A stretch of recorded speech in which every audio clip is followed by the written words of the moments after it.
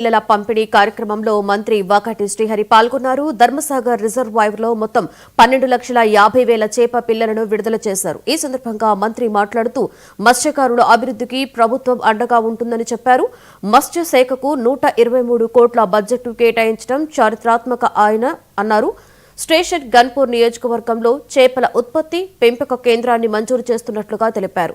చేపల పంపిణీలో అవకతవకలు జరిగితే కఠిన చర్యలు తీసుకుంటామని మంత్రి స్పష్టం చేశారు.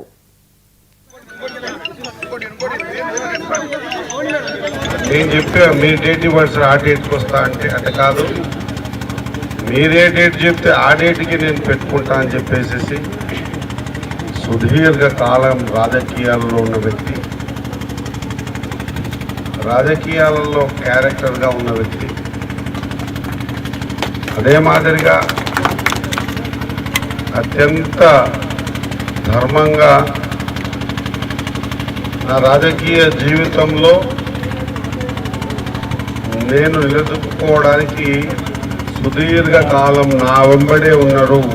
ముదిరాజులు మత్స్యకారులని ధైర్యంగా బయటికి చెప్పిన వ్యక్తి మా అన్న కడియం శ్రీహరి గారికి నా హృదయపూర్వక ధన్యవాదాలు తెలియజేస్తాను.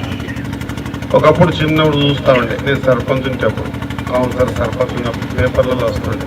అప్పుడు ప్రధానంగా వార్త ఈనాడు పేపర్లు వస్తుంది, ఆ తర్వాత పేపర్లు పెరిగిపోయింది.